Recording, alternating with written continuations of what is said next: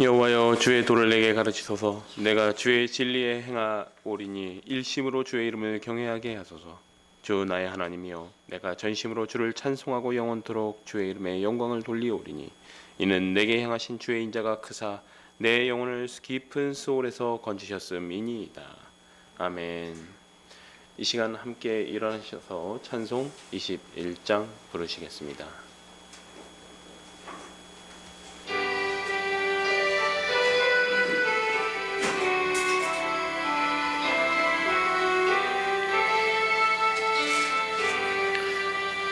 다 찬양하여라 전능왕 창조의 주께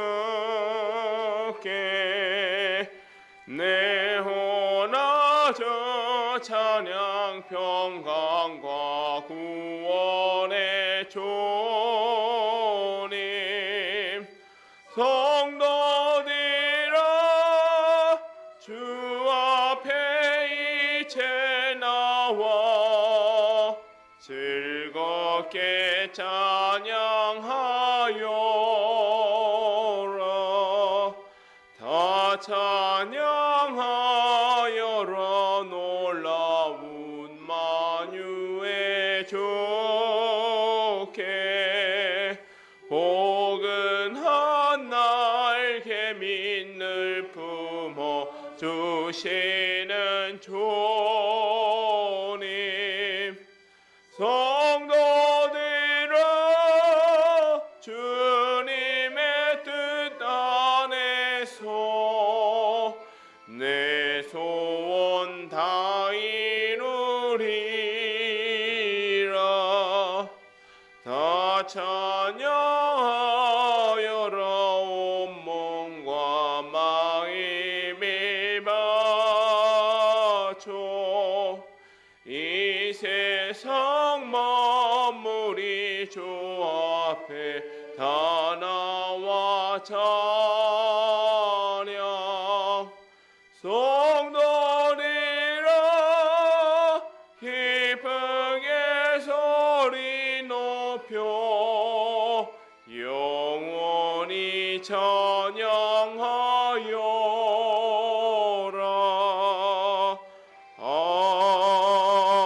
아멘. 이 시간 성시 교독 74번, 교독문 74번 함께 교독하시겠습니다.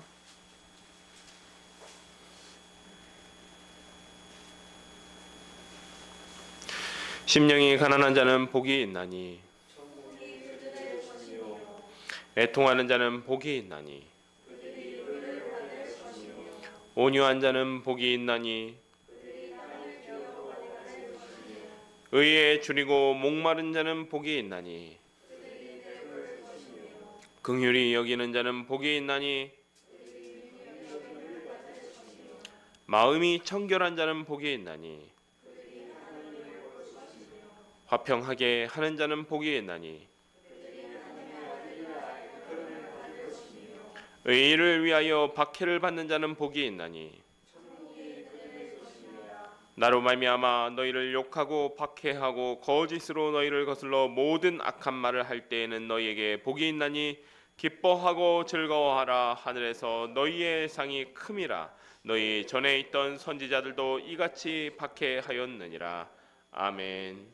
이 시간 사도신경으로 우리의 신앙을 고백하도록 하겠습니다.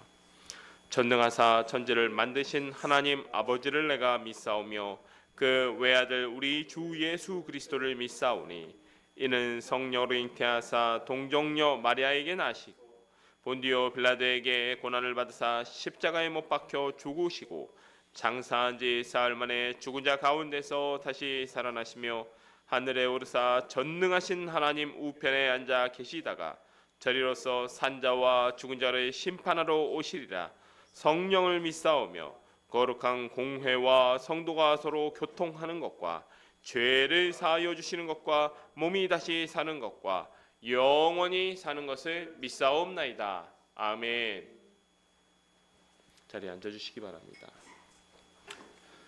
찬송 312장 부르시겠습니다.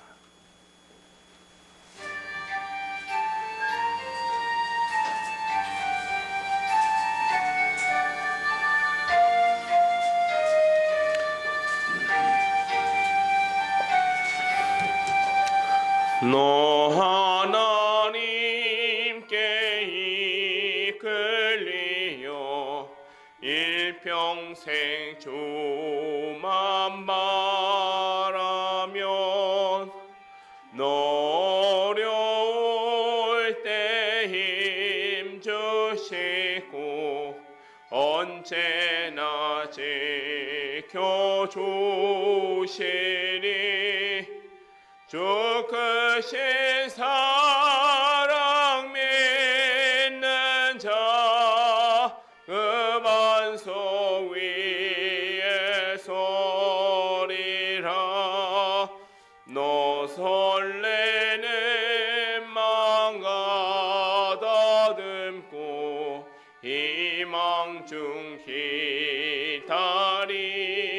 기다리면서 그 은혜로신 주의 뜻과 사랑에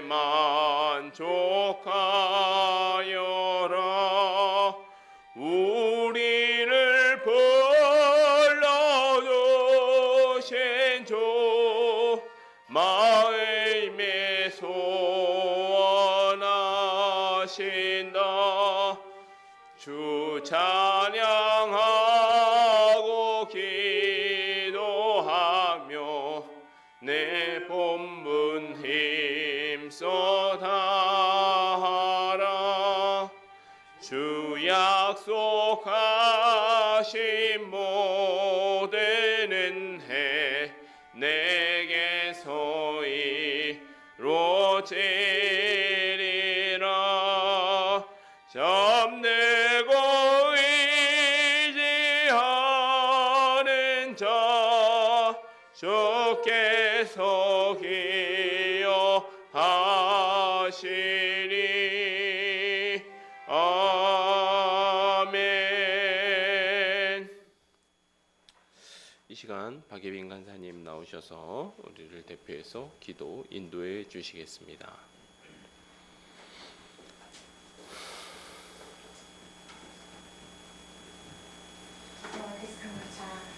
하나님 아버지, 오늘도 새 날을 주시고 이 자리에 나와 함께 예배하게 하시네 감사합니다. 아멘. 자격 없는 저희를 하나님 자녀 삼아 주시고 하나님 나라 백성 삼아 주시네 감사합니다. 아멘. 그러나 주님, 지난 한 주 그 감사를 잊고 눈에 보이는 것에 마음을 빼앗기며 세상과 동화되어 살았음을 회개합니다. 이 시간 예배를 통해 다시 우리의 생각과 기준을 말씀으로 다시 세우는 시간 되기를 기도합니다. 성령 하나님께서 저희의 마음을 새롭게 해주세요. 사랑 교회를 세우시고 인도해 주셔서 감사합니다. 특별히 하나님의 보호하신 가운데 10박 11일의 비전 트립을 잘 다녀오고 하나님이 보게 하시는 것을 보고 듣게 하시는 걸 듣게 하시면 감사합니다. 하나님께서 세우신 이 새로운 교회 성도들이 하나님의 말씀을 사모하며 삶으로 살아내기를 기도합니다. 날마다 멈춰서서 기도로 주님께 물으며 순종을 배워가기를 기도합니다. 또한 날마다 삶에서 복음을 누리며 그 복음이 삶으로 흘러가게 해주세요. 서로 사랑함으로 주님의 몸된 교회를 세워가기를 기도합니다. 나라가 많이 혼란스럽습니다. 만국의 주인 되신 하나님 앞에 겸손히 물으며 나라를 위해 깨어 기도하는 샤론의 가족들이 되게 해주세요. 이 시간 말씀을 듣습니다. 말씀을 전해주시는 박규호 전도사님을 붙들어 주시고 전도사님의 사역과 삶, 가정 가운데 하나님의 선한 손이 함께 해주세요.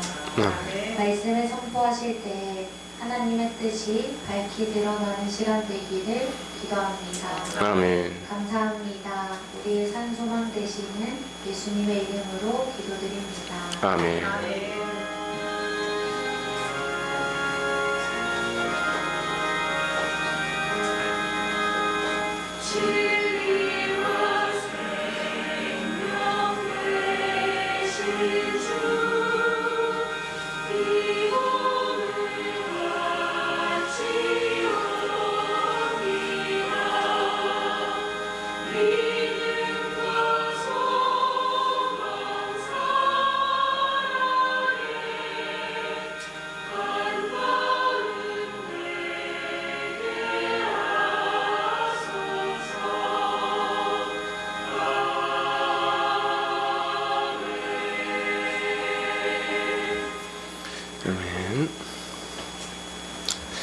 이 시간 우리에게 주신 하나님의 말씀은 전도서 5장 1절에서 7절 말씀입니다.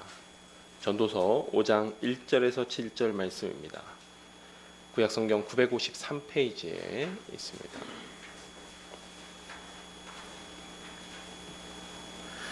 제가 하나님의 말씀을 받들어 봉독하도록 하겠습니다.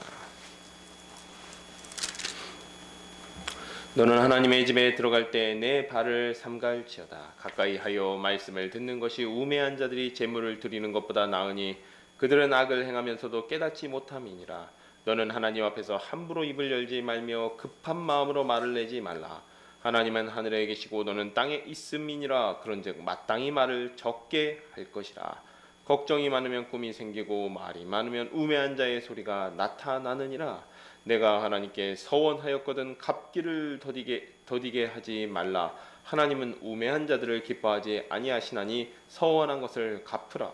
서원하고 갚지 아니하는 것보다 서원하지 아니하는 것이 더 나으니 내 입으로 내 육체가 범죄하게 하지 말라.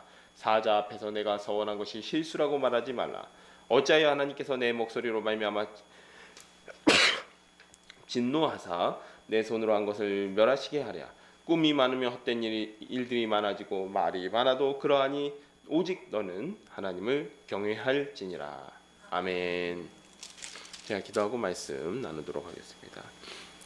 하나님 아버지 참으로 감사드립니다. 오늘 이렇게 귀한 날을 주시고 주님을 예배할 수 있게 하여 주시니 감사드립니다.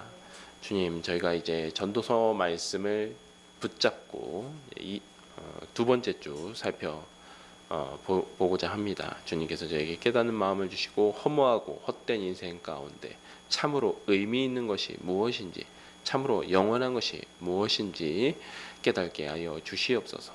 예수님의 이름으로 기도합니다. 아멘. 지난주에는 저희가 전도서를 살펴보지 못했고 이제 2주 전에 전도서를 살펴보았습니다. 전도서 도입부에 제가 전도서에 대해서 좀 설명드린 것들이 조금 기억이 희미할 수가 있어서 간단하게 말씀드리면, 이 전도서라는 말 자체가 사실 의역의 의역이다 이렇게 보시면 될 것 같습니다. 히브리어 제목은 디브레 코헬레트라고 했습니다. 디브레라는 말은 말씀이다, 혹은 뭐 설교라고 보셔도 될 것 같습니다. 그다음 코헬레트라는 말 자체가 지금도 학자들 간에 이 코헬레트가 뭐냐라고 좀 이 논쟁이 많이 있다라고 했죠. 카할이라는 단어에서 왔다고 했습니다. 모이다, 모으다. 또 여기서 카할이라는 단어는 회중이다, 이런 의미를 가지고 있습니다. 그래서 카할, 코헬레트라고 하면 이 카할, 즉 모은, 회중을 모은 사람들 가운데 말씀을 전하는 것, 끝. 결국 이거 설교 아니겠느냐, 이렇게 이제 되는 것이죠. 근데 이 전도자라는 사람이 설교를 하고 있는 것이죠. 즉 전도자의 설교라는 의미입니다. 여기서 전도자는 인생의 모든 것이 헛되다라는 선포로 이야기를 시작하고 있습니다. 우리가 착각하지 말아야 되는 사실은 전도자가 모든 것이 헛되다라고 말을 했다라고 해서 이것이 전도서의 결론이 아니라는 것이죠. 그러니까 보통 우리가 보면 이 결론이 초반부에 가장 그 말씀의 첫 부분에 팍 드러나는 부분이 있고, 가장 끝까지 다 읽어봐야 결론이 드러나는 그런 글들이 있습니다. 그런 의미에서 이 전도서 같은 경우에는 말씀의 후반부에 이런 말씀의 결론이 있고, 또 중간중간에 이런 것들은 모든 인생이 다 허무한 가운데 유일하게 의미가 있는 것들이, 이런 것들은 좀 의미가 있더라, 이렇게 이제 진행된다라고 말씀을 드렸습니다. 결국 이 말씀은 모든 것이 헛되다, 헛되고 헛되며 헛되고 헛되니 모든 것이 헛되다, 이 선언은 우리가 교회에서 설교를 들을 때도 도입부에 보면 서론을 시작합니다. 서론으로 바로 설교 본론부터 들어가는 그런 설교 많지 않고요. 보통 서론을 시작합니다. 서론을 왜 시작하냐면 이 말씀이 오늘날 우리 가운데 왜 필요한지에 대한 어떤 문제의식, 우리 인생과 삶 가운데에 우리가 함께 그 말씀에 공감할 수 있는 문제를 던지는 것을 이 서론이라고 하는데, 전도서의 1장이 바로 이 서론에 해당한다고 볼 수 있습니다. 우리 모두가 공감하는 내용, 특히 나이를 먹으면 먹을수록, 인생의 경험이 쌓이면 쌓일수록 인생이 참 허무하기 그지없다, 헛되고 헛되다라는 이러한 공감대는 우리 모든 사람 가운데 가지고 있는 공감대라는 것이죠. 자, 그래서 전도자가 자기 경험한 인생의 모든 영역에서 극복할 수 없는 허무의 문제, 헛됨의 문제를 발견한 것으로 이해하는 것이 바람직합니다. 다윗의 아들이자 이스라엘의 왕이었던 솔로몬은 자기가 해 아래서 발견한 허무한 인생에 대해서 이야기를 시작합니다. 먼저 그는 지혜조차 헛되다라고 말했습니다. 여기서 지혜는 하나님을 경외하는 어떤 잠언이 말하는 지혜가 아니라 이 솔로몬이라는 지혜자가 그때 당대의 지혜로 이름 높았던 대학자라고도 볼 수 있고요. 어떤 현명한 어떤 왕이라고도 볼 수 있고요. 그 사람이 가지고 있었던 그 통치자로서의 지혜, 이 지혜조차도 결국에는 모든 것이 헛되더라라는 말이죠. 자, 그 다음에 왜냐하면 이러한 지혜조차도 헛된 것은 죽음의 문제 앞에서 지혜로운 사람이나 우매한 사람이나 결국 똑같이 죽지 않더냐. 그렇기 때문에 지혜조차도 헛되다. 또 전도자가 발견한 인생의 허무한 이유는 결국에는 죽음 때문이라는 것입니다. 피조물인 인간은 누구도 죽음의 문제를 극복할 수 없기 때문에 모든 것이 헛되다라고 선포하고 있습니다. 그러나 전도자는 그 중에서도 의미가 있는 일이 있다라고 고백합니다. 인생의 쾌락을 누리기 위해서 수고를 하는 것 헛됩니다. 그렇지만 하나님을 경외하며 자기의 손으로 수고하여 하나님께서 베풀어 주신 것들, 무슨 의미겠습니까? 하나님께서 일할 수 있는 건강을 주셨고 또 내가 내 손으로 일해서 일용할 양식을 구할 수 있으면 그것을 누리는 것, 가족들과 함께 누리는 것, 그것은 헛된 것이 아니라 하나님의 축복이다. 누릴 만한 것이더라 라고 고백하고 있는 겁니다. 왜냐하면 여러분 우리가 열왕기상 그 다음에 역대기를 함께 살펴보았지만 솔로몬의 그 누렸던 것들이 어떻습니까? 대단했죠. 예. 그의 백향목 궁궐에서 그가 막 누렸던 것들이 어마어마한 것들을 먹고 마시고 했습니다. 그의 신하들과 함께. 하지만 그런 것들 다 의미가 없더라. 보니까 자기 손으로 그냥 벌어서 자기 가족들을 부양하고 먹고 사는 거, 그리고 그것을 하나님을 경외하는 가운데 하나님께서 주신 것이면 그것으로 만족하더라. 많은 것들 누릴 필요가 없더라라고 고백하고 있는 것이죠. 오늘 이 시간에는 전도자가 말한 인생의 허무함에 대해서 또한 이야기할 것이며 그 다음에 허무함을 극복할 수 있는 방법에 대해서 또 함께 살펴보도록 하겠습니다. 3장 16절입니다. 또 내가 해 아래서 보건대 재판하는 곳 거기에도 악이 있고 정의를 행하는 곳 거기에도 악이 있도다. 내가 내 마음속으로 이르기를 의인과 악인을 하나님이 심판하시리니 이는 모든 소망하는 일과 모든 행사에 때가 있음이라 하였으며 내가 내 마음속으로 이르기를 인생들의 일에 대하여 하나님이 그들을 시험하시리니 그들이 자기가 짐승과 다름없는 줄을 깨닫게 하려 하심이라 하였노라. 인생이 당하는 일을 짐승도 당하나니 그들이 당하는 일이 일반이라. 다 동일한 호흡이 있어서 짐승이 죽음같이 사람도 죽으니 사람이 짐승보다 뛰어남이 없으면 모든 것이 헛됨이로다.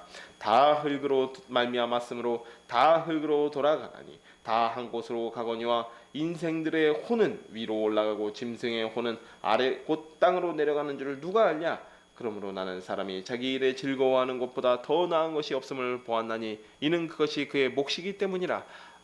그의 뒤에 일어날 일이 무엇인지를 보게 하려고 그를 도로 데리고 올 자가 누구이랴. 이 부분은 원래 지난주에 시간 관계상 중간에 끊었지만 원래는 3장에서 한꺼번에 다루었어야 되는 부분입니다. 여러분 이제 기억을 좀 되새겨 보면 3장 1절에서는 무엇이냐면 모든 것이 때가 있다라고 이야기를 합니다. 전도자가 모든 것이 때가 있다. 그래서 거기서 이야기하고 있는 결론이 무엇이냐면 사람이 아무리 아등바등 무엇인가를 이루려고 해도 결국 하나님께서 정하신 때가 있는 것이다. 그래서 그 때를 기다리며 하나님의 그 때에 맞춰서 우리가 순종하고 또 성실하게 나아감으로써 그런 것들을 이루는 것이 의미가 있는 것이지, 하나님을 경외하는 것이 의미가 있는 것이지, 내 손으로 뭔가를 아등바등 이루었다라고 해서 하나님의 때를 벗어날 수는 없는 것이다. 이렇게 지금 이야기를 하고 있었습니다. 그러면서 16절에서 전도자가 보니까 재판하는 곳에 악이 있다라고 이야기하고 있습니다. 그런데 솔로몬은 왕이었죠. 그리고 그가 초기에 왕에 등극한 초기에 하나님께 이렇게 기도했습니다. 누가 주의 이 많은 백성을 재판할 수 있사오리이까 듣는 마음을 종에게 주사 주의 백성을 재판하여 선악을 분별하게 하옵소서. 솔로몬이 지혜를 구할 때 했던 말입니다. 이 지혜라는 말이 원래 번역이 듣는 마음이죠. 무엇을 듣는 마음입니까? 사실은 백성들의 소리를 듣는 마음이에요. 백성들이 재판 가운데 들려오는 그의 억울함의 소리, 탄원의 소리를 듣는 마음을 주시옵소서. 이걸 지혜라고 우리가 알고 있었고 번역했던 것이죠. 그리고 딱히 다르지 않다라고 그 번역 굉장히 좋은 번역이라고 저는 생각합니다. 그런데 여기서 지혜를 주옵소서라고 할 정도로 솔로몬은 굉장히 이 하나님의 공의와 정의를 이 땅 가운데 바로 세우는 것, 그로 인해서 백성들의 시비를 제대로 판별하는 것, 억울한 사람이 없게 하는 것에 대해서 그의 어떤 국정 철학이라고 할 수 있을 정도로 솔로몬이 힘썼던 부분입니다. 그렇게 힘썼는데도 재판하는 곳을 보니까 여전히 불의가 있더라는 것입니다. 여전히 인간으로서는 해결할 수 없는 그 불의가 있다라고 하는 것이었습니다. 솔로몬이 지혜를 받은 증거로 그 유명한 두 여자 사이에서 침몰을 가리는 재판을 지혜롭게 판결하였죠. 그만큼 공의와 정의를 바로 세우는 판결을 하나님께서도 중요하게 생각했고 솔로몬은 힘썼던 일들입니다. 하지만 전도자가 인생을 돌이켜 보았을 때 그의 고백은 재판하는 곳에 불의가 있더라. 내가 이렇게 힘썼지만 재판하는 곳에 불의가 있더라. 아무리 재판을 공정하게 해도 억울한 피해자들이 생깁니다. 그리고 권력자들과 부자들이 딱히 굉장히 부정한 방법을 사용해서 예를 들어 판사를 매수한다든지 이렇게 부정한 방법을 사용해서 재판을 굽게 하지 않더라도 기본적으로 재판을 하면 권력자들, 부자들, 힘 있는 사람들에게 유리할 수밖에 없다는 것이죠. 지금도 그렇지 않습니까? 부자들은 어떻게 합니까? 굉장히 유능한 변호사들, 굉장히 그 어떤 사법부와 친한 그런 변호사들 선임하지 않습니까? 기본적으로 그러면 판결을 유리하게 자기에게 받은 거죠. 그게 법에 어긋난다라고 볼 수는 없죠. 자기 돈 자기가 쓰겠다는데 법에 어긋난 건 아닙니다. 하지만 재판하는 곳에는 불의가 있다라는 것이죠. 이러한 현실을 피할 수 없다라는 것을 솔로몬이 발견했습니다. 이 전도자의 이야기를 보면요, 이 전도자가 굉장히 정직하게 이야기를 합니다. 자기 인생을 돌아보면서 이 솔로몬이 이런 얘기하기 굉장히 창피했을 겁니다. 자기 국정 철학이 이 사법부 정의를 제대로 서겠다, 사법 정의를 바로 세우겠다는 건데 여전히 재판하는 곳에 불의가 있더라. 그 재판의 총책임자가 자기 아닙니까? 그런데도 불의가 있더라. 정말 정직한 고백이죠. 결국 아무리 지혜로운 왕조차 재판정에서 일어나는 불의 앞에서 하나님만이 심판하신다. 내가 이 세상의 법으로 저를 심판할 수는 없지만 하나님께서 그를 심판하시리라 라고 마음속으로 되새길 수밖에 없다라고 고백합니다. 결국 17절 말미에 보면 이 전 구절에 보면 모든 행사에 때가 있다라는 말과 이게 연결되는 거예요. 천하 만사의 때가 있다. 결국에는 하나님께서 심판하시는 때도 있다. 그 사람의 행위대로 심판하시는 때도 있다라는 의미죠. 세상 만물을 주관하시는 하나님이 정하신 때가 있듯이 의인과 악인을 심판하시는 때가 있습니다. 18절 그렇지만 인생이 허무한 이유는 사람이나 동물이나 동일하게 죽기 때문입니다. 사람들이 제 아무리 잘났다는 듯이 살아가고 막 사람들이 이런 말 하지 않습니까? 만물의 영장이다. 이런 얘기 하는데 사실은 사람이나 동물이나 죽음을 피할 수 없는 것은 마찬가지입니다. 정직하게 말하면 하나님의 시험 앞에서 또 그 죽음 앞에서 사람이나 짐승이나 다를 바가 없습니다. 지금 현대의 과학자들, 생물학자들도 아주 정직하게 이야기하잖아요. 학문적으로 정직하게 이야기하면 사람과 동물이 차이점이 무엇이 있습니까? 없습니다. 없어요. 사람들이 하나님을 제외하고 우리 이 세상의 진리를 한번 탐구해 보겠다라고 해서 탐구하고 발견한 게 무엇이냐면 사람이나 동물이나 매한가지다. 결국 사람도 물질로 이루어졌고 짐승도 물질로 이루어졌고 죽음은 끝 아니냐. 아주 정직한 거죠. 하나님의 존재를 배제했을 때 배제해 봤더니 사람이나 짐승이나 그것이더라 라고 이야기를 하고 있습니다. 하나님 없는 인생은 짐승과 다를 것이 없습니다. 그래서 22절은 결론이죠. 재판하는 곳에는 불의가 있고 사람이나 짐승이나 죽음 앞에서는 동일한 존재입니다. 그래서 사람이 자기 인생의 의미를 찾을 수 있는 부분, 그 분은 자기 일에 즐거워하는 것이다. 전도서 2장 24절에서 26절 말씀과 동일한 결론입니다. 결국 재판하는 곳에도 악이 있으니 심판은 하나님께 맡기고 자기 맡은 본분에 충실하면서 살아가는 것, 하나님께서 맡겨주신 것들에 충실하면서 살아가고 하나님께서 베풀어 주신 은혜를 누리면서 살아가는 것이 의미가 있다라고 말하고 있습니다. 여기도 전제는 모든 것을 때를 따라 이루시는 하나님의 신실하심을 믿으며 그를 경외하는 것입니다. 그러한 사람에게야 자기의 손으로 자기 일에 즐거워하는 것이 의미가 있다는 것이죠. 왜냐하면 지금까지 쭉 따라오면요, 자기 일을 즐거워해봤자 하나님 없이는 결국 그 모든 것들이 헛된 것이죠. 그 쾌락, 잠깐 누릴 수 있는 것, 잠깐 누릴 수 있는 우리의 성공, 쾌락 이런 거 다 헛된 겁니다. 왜냐하면 죽음 앞에서는 누구나 다 공평하게 죽기 때문입니다. 다 허무하게 돌아가는 것이죠. 다만 우리가 하나님을 경외하는 자들에게는 하나님께서 그의 인생을 책임져 주시기 때문에, 그 인생을 붙들어 주시기 때문에 그가 그의 손으로 그에게 맡겨진 일들을 즐거워하며 하나님을 경외하는 그 모든 일들의 의미가 있을 수밖에 없습니다. 자, 그 다음에 4장으로 넘어가도록 하겠습니다. 내가 다시 해 아래서 행하는 모든 학대를 살펴보았도다. 보라, 학대받는 자들의 눈물이로다. 그들에게 위로자가 없도다. 그들을 학대하는 자들의 손에는 권세가 있으나 그들에게는 위로자가 없도다. 그러므로 나는 아직 살아있는 산자들보다 죽은 지 오랜 죽은 자들을 더 복되다 하였으며 이 둘보다 아직 출생하지 아니하여 해 아래에 행하는 악한 일을 보지 못한 자가 더 복되다 하였노라. 내가 또 본즉 사람의 모든 수고와 모든 재주로 말미암아 이웃에게 시기를 받으니 이것도 헛되어 바람을 잡는 것이로다. 우매자는 팔짱을 끼고 있으면서 자기의 목만 축내는도다. 두 손에 가득하고 수고하며 바람을 잡는 것보다 한 손에만 가득하고 평온함이 더 나으니라. 내가 또 다시 해 아래에서 헛된 것을 보아도다. 어떤 사람은 아들도 없고 형제도 없이 홀로 있으나 그의 모든 수고에는 끝이 없도다. 또 비록 그의 눈은 부요를 족하게 여기지 아니하면서 이르기를 내가 누구를 위하여는 이같이 수고하고 나를 위하여는 행복을 누리지 못하게 하는가 하여도 이것도 헛되어 불행한 노고로다. 두 사람이 한 사람보다 나름은 그들이 수고함으로 좋은 상을 얻을 것임이라. 혹시 그들이 넘어지면 하나가 그 동물을 붙들어 일으키려니와 홀로 있어 넘어지고 붙들어 일으킬 자가 없는 자에게는 화가 있으리라. 또 두 사람이 함께 누우면 따뜻하거니와 한 사람이면 어찌 따뜻하냐. 한 사람이면 패하겠거니와 두 사람이면 맞설 수 있나니 세 겹줄은 쉽게 끊어지지 아니하느니라.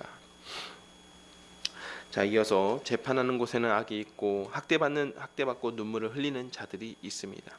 그러나 학대하는 자들의 손에는 권력이 있기 때문에 학대를 받는 사람들에게는 위로조차 없습니다.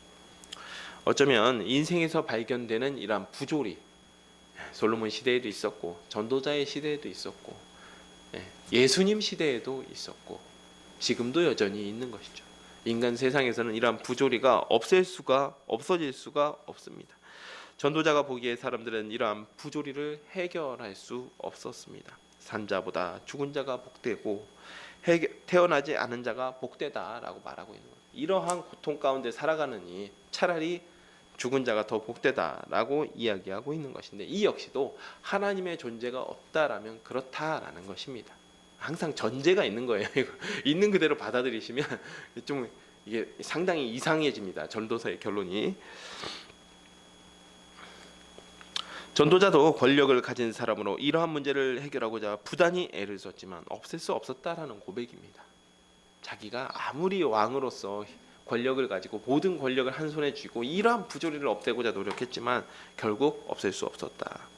또 최후에는 모든 사람을 심판하시는 하나님의 존재를 모른다면 인생은 이처럼 부조리가 가득한 세상 가운데, 불의가 가득한 세상 가운데 살아가는 허무한 것일 뿐입니다.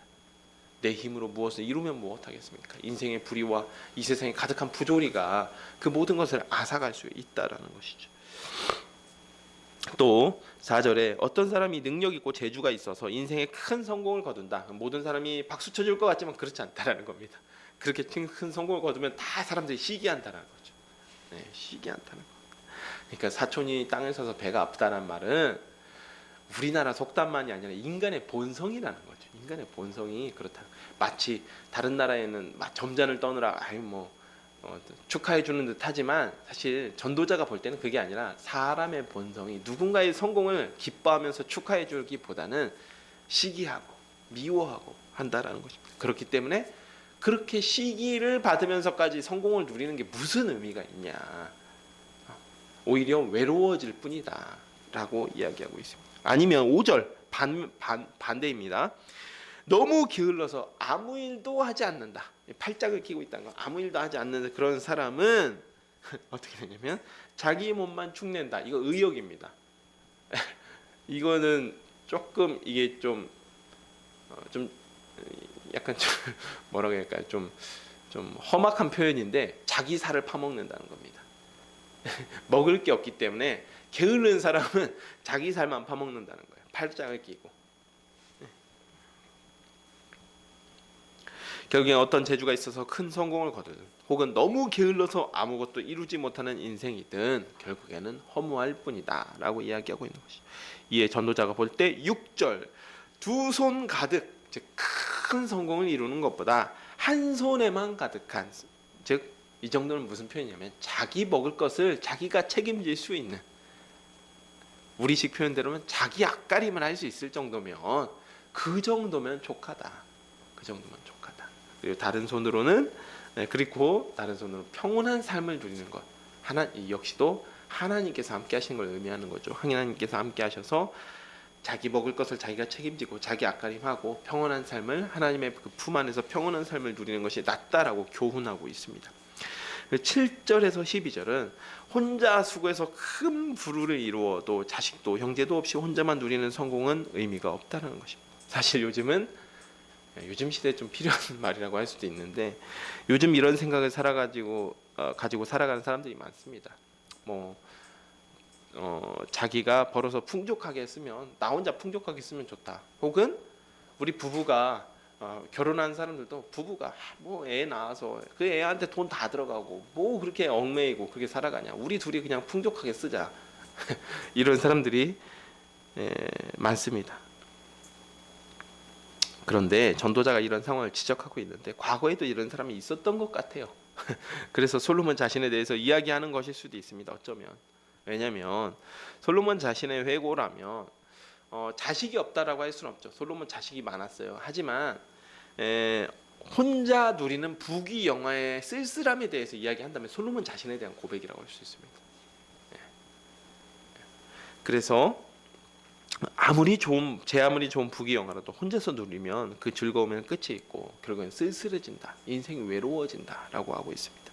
9절 이하로는 그래서 인생에 동반자가 있다라는 것이 얼마나 큰 축복이냐라고 이야기하고 있는 것인데, 이것은 부부일 수도 있고 혹은 좋은 친구일 수도 있다라는 것이, 인생의 동반자, 뜻을 함께 할 수 있고 외로움을 함께 할 수 있는 그런 동반자가 있다라는 것의 유익을 이야기하고 있습니다. 자, 11절에 두 사람이 함께 누우면 따뜻하거니와 한 사람은 어찌 따뜻하려냐. 이 팔레스타인 지역 건조한 지역이라고 했죠. 저녁이 되면, 낮에는 정말 그 태양이 뜨겁지만 저녁이 되면 춥습니다. 건조한 지역의 특징이죠. 추워요. 그때 어떻겠습니까? 혼자면 자기 혼자 그 텅 빈 집에서 자기 혼자 그 싸늘함을 자기 혼자 견뎌야 돼요. 하지만 옆에 같이 누울 수 있는 한 사람이 있으면 그 외로운 순간 가운데서, 그 추운 순간 가운데 체온을 나눌 수 있는 사람이 있다라는 것 자체가 복이다 라고 지금 이야기하고 있습니다. 그래서 한 사람이면 패하겠거니와 두 사람은 맞설 수 있고 세 겹줄은 쉽게 끊어지지 않는다. 좋은 친구, 좋은 동반자를 만드는 것이 혼자서 모든 성공, 모든 부귀영화 다 누리는 것보다 더 귀한 것이다 라고 지금 권면을 하고 있습니다. 13절입니다. 가난하여도 지혜로운 젊은이가 늙고 둔하여 경고를 더 받을 줄 모르는 왕보다 나으니 그는 자기의 나라에서 가난하게 태어났을지라도 감옥에서 나와 왕이 되었음이니라. 내가 본즉 해 아래에서 다니는 인생들이 왕의 다음 자리에 있다가 왕을 대신하여 일어난 젊은이와 함께 있고 그의 치리를 받는 모든 백성이 무수하였을지라도 후에 오는 자들은 그를 기뻐하지 아니하리니 이것도 헛되어 바람을 잡는 것이로다. 이 부분은요, 권력의 무상함을 이야기하는 부분입니다. 이 어떤 스토리를 지금 이야기하고 있어요. 솔로몬이 가난하지만 지혜로운 젊은이가 있고 권력을 가지고 있지만 늙고 둔하여 경고를 더 받을 줄 모르는, 즉 귀가 닫혀 있는 그런 늙은 왕이 있다. 그런데 가난하지만 지혜로운 젊은이가 14절에 감옥에 갇혔을지라도 나와서 그는 왕이 될 수 있다.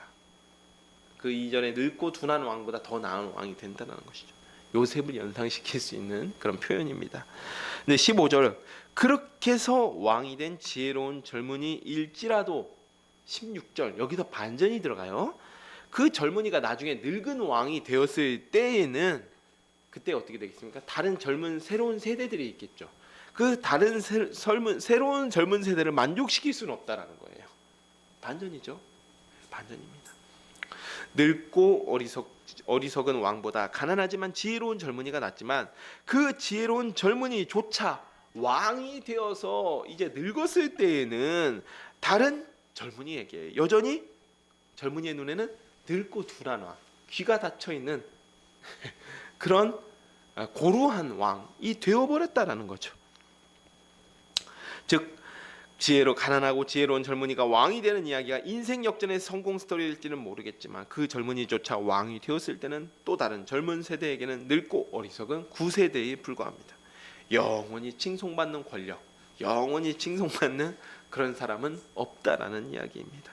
어떻게 보면 재판하는 곳에 악이 있다는 전도자의 고백처럼 이스라엘의 왕이 이러한 고백을 한다는 것이 우리 인생의 한계와 허무함을 말하고 있습니다. 또 솔로몬의 인생에 어울리는 고백일 수도 있습니다. 솔로몬도 가난하진 않았습니다. 왕자로 태어났지만 사실은 조금 다윗 왕가에서 좀 불편한 관계였죠. 다윗의 불륜과 다윗의 불의로 인해서 태어난 소생이었기 때문에 다른 형제들에게도 솔로몬이 따돌림을 받았던 것 같습니다. 이런 사건은 이 아도니아 반란 때 드러나거든요. 아도니아 반란 때 유일하게 솔로몬만 소외시켰어요. 아도니아가 다윗 왕가에서 따돌림 당하고 있는 처지였습니다. 그랬던 그가 하나님의 그런 은총을 받아서 이스라엘의 왕이 되었어요. 초반엔 잘했죠. 하나님의 성전을 건축하고. 하지만 어떻게 됩니까? 결국에 그도 늙고 둔하여 경고를 받을 줄 모르는 늙은 왕이 되어버렸습니다.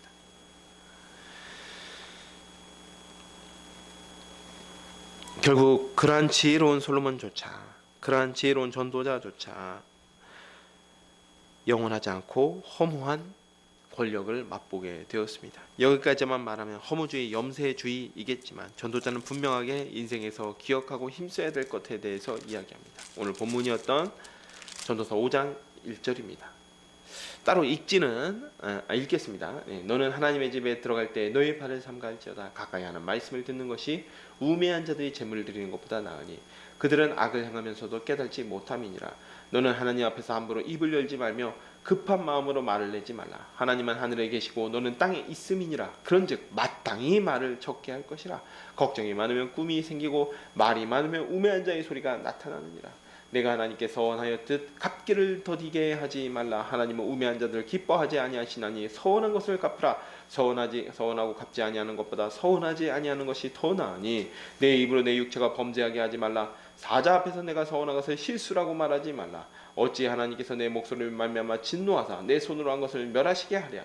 꿈이 많으면 헛된 일들이 많아지고 말이 많아도 그러하니 오직 너는 하나님을 경외할지니라. 모든 것이 영원하지 않고 허무한 인생 가운데 유일하게 영원한 의미를 가지고 있는 게 무엇이었죠? 하나님을 경외하라. 근데 5장 1절에서 7절은 바로 그 구체적으로 어떻게 하나님을 경외할 것인가를 지금 이야기하고 있는 것입니다. 구체적으로 그 하나님